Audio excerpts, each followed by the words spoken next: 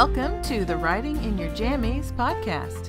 I'm your host, Jeannie Hall, and I'm pursuing my dreams by helping you make your dreams a reality. I'm an author, blogger, podcaster, and life coach who hopes to inspire you to feel better, live happier, and go after your dreams with a vengeance. You can do it. Join me.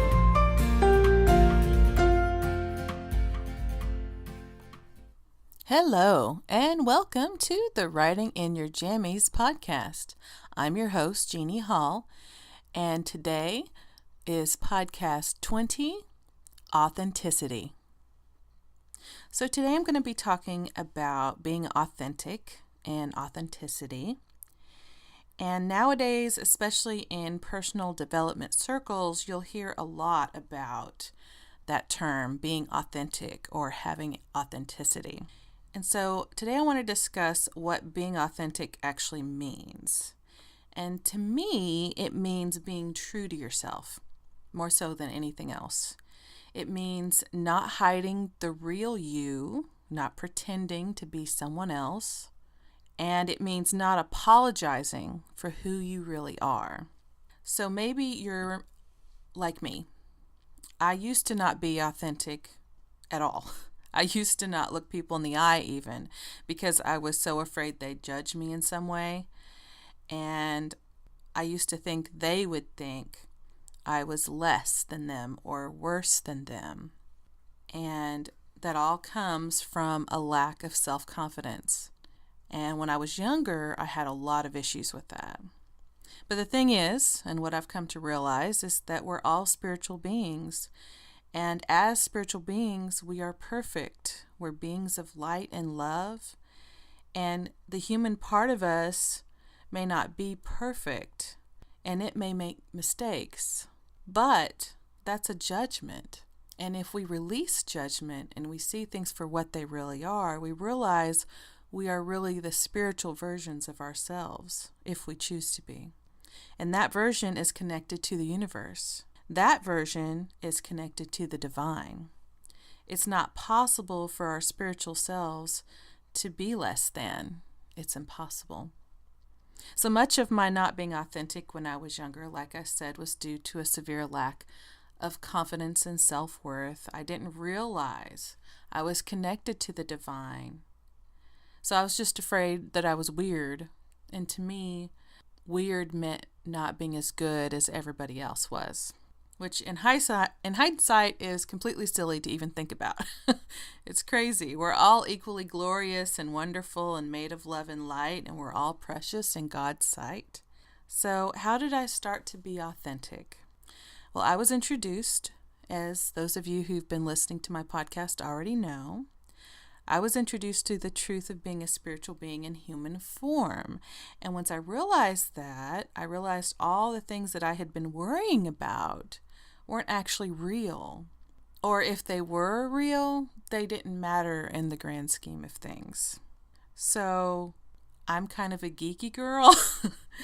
I'm the kind of person who would rather stay inside with a good book than hang out at a loud party.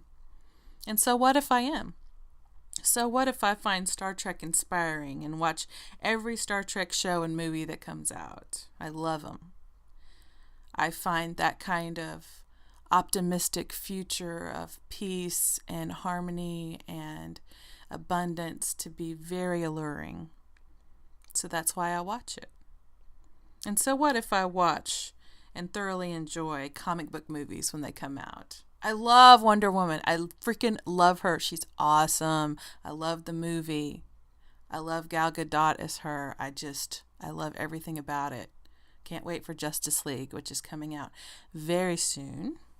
Because this is November 2017, so I'm looking so forward to that. And you know what? That's just me. And there's nothing wrong with me. There's nothing wrong with what I love. There's nothing wrong with my preferences. We all have preferences, and that's all good. And the first mentor I ever discovered after I found The Secret, as you guys know probably, is Kelly Cooper at livelifemadetoorder.com, and she taught me so much about how to realize that my preferences are good. We all have preferences, and that doesn't mean that we're bad if we decide that we choose one thing over another. Most of us prefer to be healthy rather than sick.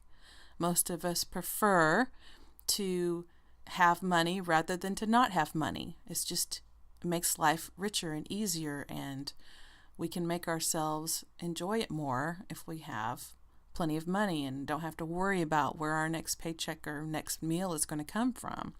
Of course, it makes sense to have preferences. So if you enjoy certain things, there's nothing wrong with that. But I kind of grew up with a certain religious base. I grew up in the Bible Belt in Arkansas, where a lot of people, the general teaching and the general feeling that's being taught in that area, a lot of the time at least, is that you need to make yourself less to be more. You need to make yourself last to be first. And I kind of took that, and as an extension of that, I kind of took that to mean that I should put my preferences below, doing good for others. And doing good for others is awesome, but if you don't take care of yourself first, you can't do good for anybody, much less others, if you're yourself suffering. So, yeah, that's one thing I learned. Preferences are normal and good, and we're supposed to have them because that's the preferences we have helps to make us who we are. And they show us what our dreams are, and they show us what we're passionate about. So it's a good thing. So what if I get passionate about things that matter to me? You're supposed to get passionate about things that matter to you, right? Like to me, I'm really passionate about literacy. I'm an author and I'm a former English teacher, and to me, the ability to read is so essential, and education in general is so essential. I feel like everyone, kids and adults, need to learn how to think critically for themselves and make up their own damn mind about stuff. That's very, very important to me. And people who cannot do that are more likely to fall prey to people who want to sway them in a negative way. And if you can critically think about something, that's not as likely to happen to you. So I feel like if that's a skill taught to you in your youth and you're able to do that from a young age, then whenever something is put in front of you that you're not sure of, you can think critically about it and make up your own mind and figure out what you think without having someone else shove their opinion down your throat. You get to decide for yourself. So I'm very passionate about that, as you can probably tell. So what if I don't watch the news? You know why I don't watch the news? Because it's freaking depressing. That's why. If the news was maybe equally balanced between good and bad things happening, I might be different. But what gets ratings is the big scary bad stuff.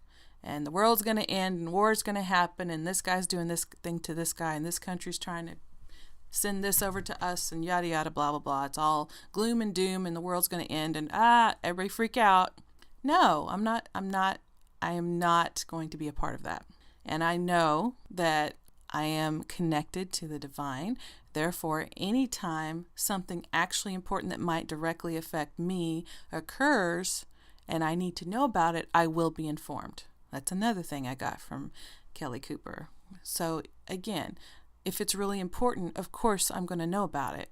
We all will. You don't have to wade through this mire of horrible news and terrible things happening and this many people died and this horrible event happened and you don't have to put yourself through that if you don't want. And it's not bad if you decide not to. If you want to, it's up to you, but I find it makes me feel very sad and very upset, and it's very hard to be in a positive mindset when you're sad and upset. So my choice is no, not to watch it. And there's so much fake news out there anyway that, we're talking about authenticity. There's a lot of stuff happening in the world and our media and on things that are supposed to be journalistic news that aren't necessarily even accurate. So for me, I'm happy to just continue on in my positive mindset. And if it needs to be heard, I'll hear it. What if I enjoy walking in nature and saying hi to the deer and squirrels I see? So what? So what if I talk to my cats? I do. They're my babies. I talk to them all the time. Does that make me crazy? Maybe. I don't think so. Am I mentally deranged because I love my cats, my pets that are my babies? We don't have kids. They are our kids, our little furry babies. So if I want to talk to them and be silly with them and love and nuzzle them and pet them and feel joy from that, I don't happen to think that's crazy at all. And being in nature and seeing the squirrels, and to me, that's a bright, happy part of creation. And anytime, this is my personal belief on it, is that anytime like creatures are drawn to me when I'm in nature, if a deer comes near me or squirrels or birds or whatever, I feel like that's just God saying hi. That's just my own interpretation. You don't have to agree with me, but it makes me feel really good to believe that, to think that's just God waving at me saying, hey, how you doing? So that's how I think. And my cats give me so much joy, so much joy. Do they wake me up early? Yes. Do they yell in my ear sometimes? Meow in my ear? Yes. But it's okay because that's what real babies do too. So what? So I love it. And that's just me. And I'm going to be authentic about that. So long as I am a kind and compassionate person and loving in everything I do, I think my quirks are just fine. I'm cool with them. In fact, I think they're better than fine. I think they're fabulous. I am, as Popeye would say, and I'm cool with that. I'm now at a point in my life where I really don't care as much about what other people think as I do about myself. And I'm trying to get more and more and more like that. So what if, I trip and somebody sees me? So what? They'll get over it and so will I. It's not the end of the world. I used to be so embarrassed about that. It used to inspire so much fear in my life that I was afraid to step forward and do things that would have been really beneficial because of fear of someone judging me or thinking I was silly or clumsy. So what if I am silly and clumsy? They'll get over it. What does it matter to them? So yeah. And I care about so many things, and I'm sure you do too. Everyone's health and the environment and wildlife and so much. And I know the universe supports me in everything I do, even if I cuss once in a while, say a 4-letter word, and I do. If I get annoyed at work, that's me being human. That's my preference, is to not be there, to not be doing that kind of work. I'd much rather be doing this right here, this kind of work. So that's why I'm taking action. That's why it makes me feel so much better to share this with you and have fun with you on this podcast and on my blog, and to help other people and coach them on how to change their lives the way I've changed mine. So yeah, that's what lights me up inside. So whatever lights you up inside, pursue that and see where the journey takes you. And enjoy the journey while you're on it, by the way. That is much of the point, if not the whole point. So to me, being authentic is committing to becoming a better version of myself and congratulating myself and being proud when I succeed in doing it. In my last podcast, I talked about my eating and what is working for me personally. And I mentioned that I've cut down to 2 meals a day, and I don't eat after 7. And if I do have to eat after 7 for some reason, I'm not going to beat myself up over it. But as a general rule, that's my rule for myself, is that I cut off eating several hours before I go to bed. Most of the reason I chose 7 is because I usually try and be in bed by 11. But I am in a retail environment where the hours are crazy and I have to close really late at night. So if for some reason I have to break my rule because I missed dinner for some reason, well, then I will. But I'm consciously making that decision. And what I eat will not be a bag of chips or something, a bunch of cookies or something. I'm going to make a better decision because I'm committed to that. And that's being authentic with myself. I'm really proud of the fact that I've made this commitment to myself. I've made the commitment to walk. I walk, as I've mentioned before, at least 1.5 miles a day. And oftentimes, whenever I can, I do 2 or more. And it's not even about losing weight, because I don't think that walking necessarily makes that big a difference on that. But it makes a huge difference in my overall well-being. It makes a huge difference in my stamina. It makes a huge difference in my outlook and my attitude. Because whenever I walk, and I always walk, like, as you guys know, I have a job that I'm not super thrilled with being in, but I am making it work. And so I make sure during my lunch every single day I go on a walk. I go on a walk whether it's raining or sleeting or snowing, or if it's 100 degrees, I go on my walk. And it always makes me feel better. And people sometimes look at me like I'm crazy when it's super hot or when it's raining. Is that, you're going to go walk today? Yes, I'm going to go walk today. And it's not even a question. I don't question it anymore. It's a commitment that I've made, and it's automatic. It's not, of course, it's a choice, but my choice is to always do it. And it's the same thing with my eating.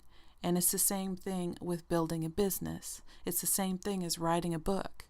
When you make the decision, no, I'm going to do this, and you just cement that within yourself, then you do it and you stick to it. That builds up that commitment within yourself and makes you proud of yourself and confident in yourself and trust yourself. That's the main part of being authentic. And I'm proud that I'm like that. I'm proud because I didn't used to be. As recently as a year ago, I couldn't claim that, but I can now. And I love that about myself, that I can claim that. And I'm taking care of my health. I go to the doctor or dentist or chiropractor when I need to. Money be damned. What do I need to do to make myself feel better? What do I need to do? I'm going to do it. I'm only given one body. We all are. We're only given one body during this life. So I better take care of it if you want it to last, right? That's just my choice and my version of being authentic. And my version of loving myself. I don't overeat anymore, I don't put myself down anymore. I used to call myself fat all the time. Oh, I'm that fat chick. I'm fat. Da da da da. And I thought it was cute and charming to be self-deprecating at the time when I was doing it. But what I was really doing it was sabotaging myself and my own happiness. And if calling myself fat as a joke was supposed to make me skinny, trust me, it didn't work. Okay? That's not the way to do it. I would call myself an effing stupid idiot. I totally would. I would think of myself as weak and clumsy.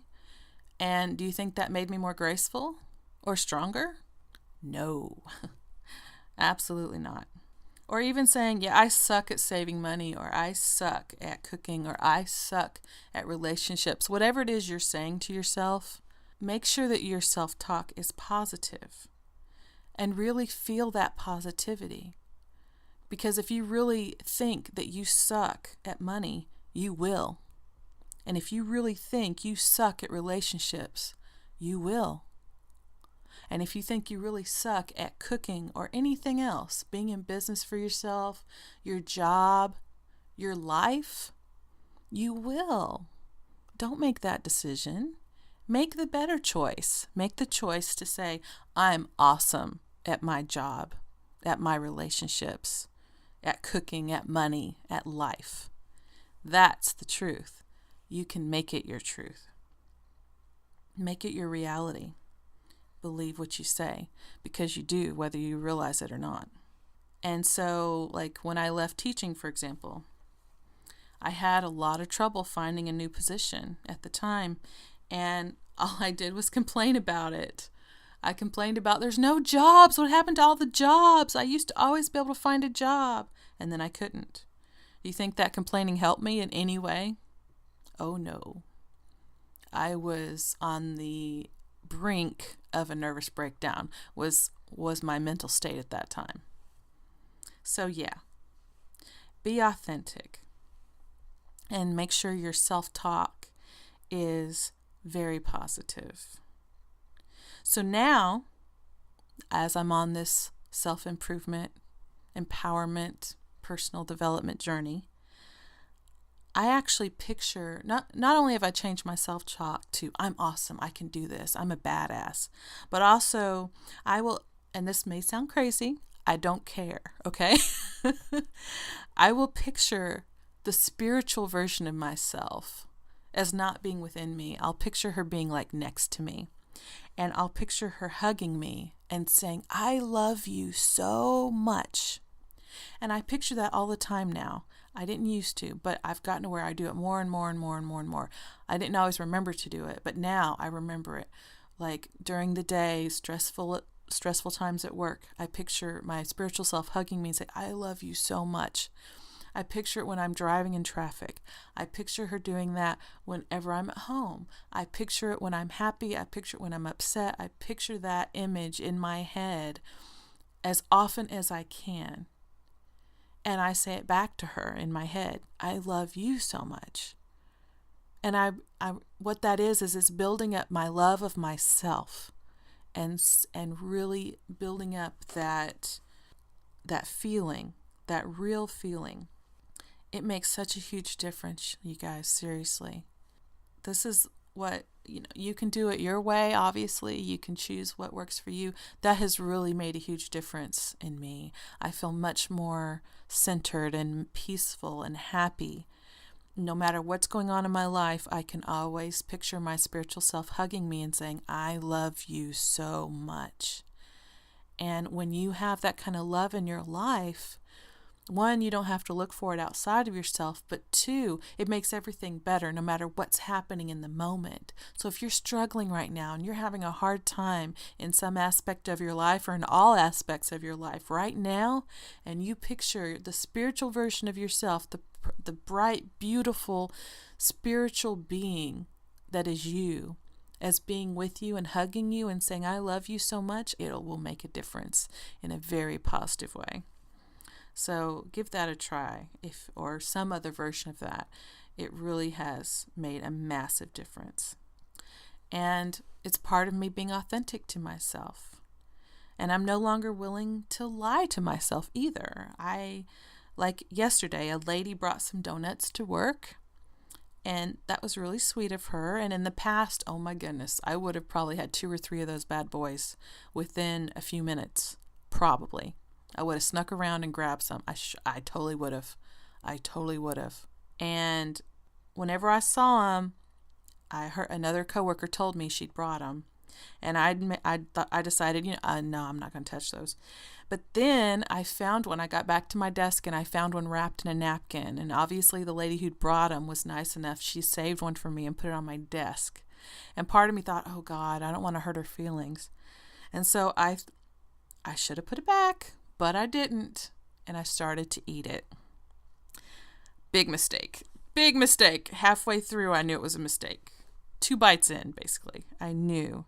I stopped before I finished the whole thing, threw it away, and it did taste like donuts taste. It tasted good. It tasted sweet. But I've been reducing the amount of sugar and flour I eat because I know that's what caused so much of my problems with obesity and being a type 2 diabetic, and I'm just ready to be done with all of that. So I think my taste must be changing, because not only did I regret eating the part of the donut I did, but I felt yucky and I felt gross and I felt like I was neglecting myself. I wasn't taking care of myself. And the one word that stuck with me as I threw that donut away was ick. Yuck, basically. And it didn't satisfy me either. I felt hungry, ravenously hungry, within an hour or two.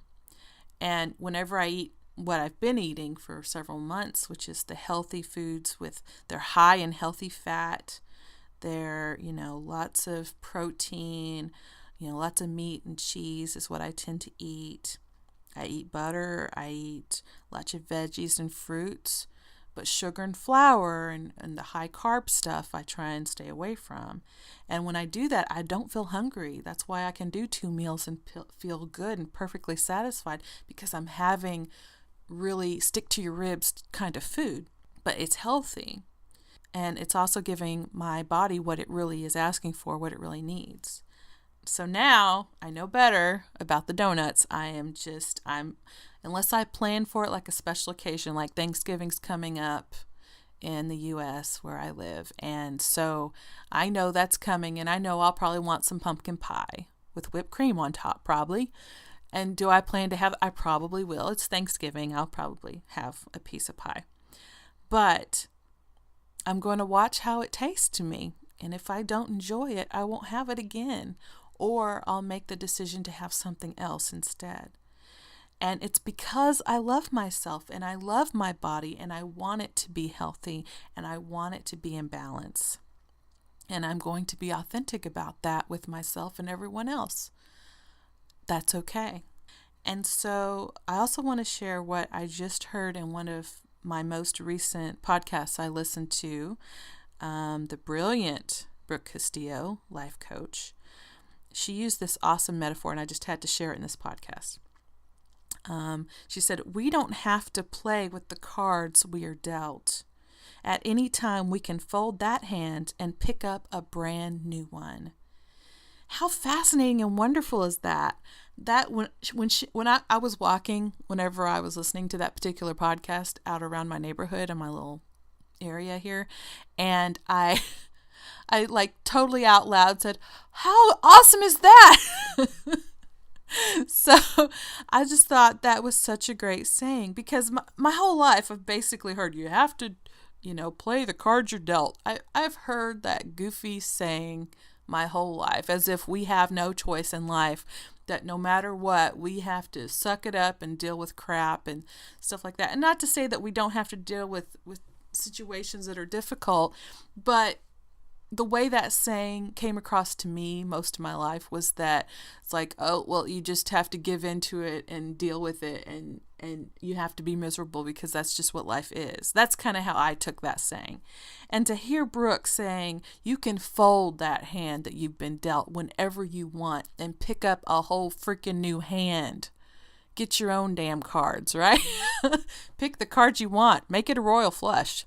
You don't have to have a crappy hand, a crappy life. You can choose to pick up another hand. God didn't give us just one. The universe didn't give us just one. I just thought that was so refreshing and so empowering. So to conclude, I'm going to share some of my favorite quotes about authenticity. So number 1, don't trade authenticity for approval. And so if you're a people pleaser like I used to be, don't give up what you believe to make someone else happy. It's not worth it. Number 2, authenticity equals the courage to be yourself. Amen to that. Absolutely. Number 3, authenticity is the daily practice of letting go who we think we're supposed to be and embracing who we are. And that one's attributed to Brene Brown, which I will link to her site in the show notes. She's, like I've mentioned before, she's a personal development guru, and she is wonderful, has a lot of brilliant wisdom to share.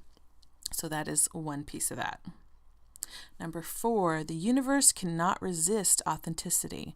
And this is important to those of us who believe in the law of attraction, because if you believe that the universe is trying to bring you what you want, and you are being your authentic self as much as you can be, and you work on that, then the universe pretty much has to give you what you want as a result of that. How cool is that, right? Number 5, when you're your authentic self, you have no competition. I love that one too. I've never been a huge fan of competition. I've always thought it caused more problems than it solved. So personally, I really love that. Number 6, I had no idea being my authentic self would make me as rich as I am If I had, I would have done it a lot sooner. And that quote is from Oprah Winfrey. So I love that one too. So if you want to be rich, be your authentic self. Number 7, we are constantly invited to be who we are. And that's from Henry David Thoreau, author of Walden. For those of you who are classic English nerds like me, you probably already knew that. But I love that. There's a lot of interesting, it's fun. Thoreau in particular is one who, his life was a long time ago, but he had so much wisdom and particularly like law of attraction stuff that corresponds with it perfectly. He was a very wise dude, and I think he knew all about the law of attraction and the way that that works. And my last one, number 8, authenticity, knowing who you are and being brave enough to live it. So be brave and be courageous and live your most wonderful, authentic life. And again, if you need help in doing that, then check out my coaching page, writinginyourjammies.com/coaching, and set up a free mini session and we will get started. And if not, just keep listening to this podcast and checking out my blogs, and I'm going to keep releasing my podcasts and keep you going. So either way, I love you. I think you are awesome. And I love myself and know I am awesome too. And on that note, I wish you the very best day, week, month, and year. Bye-bye.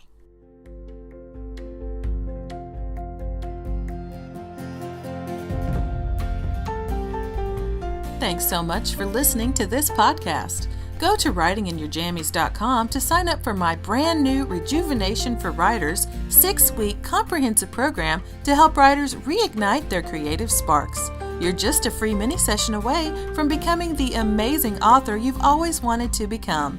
You really can be whoever you want to be. Thanks again.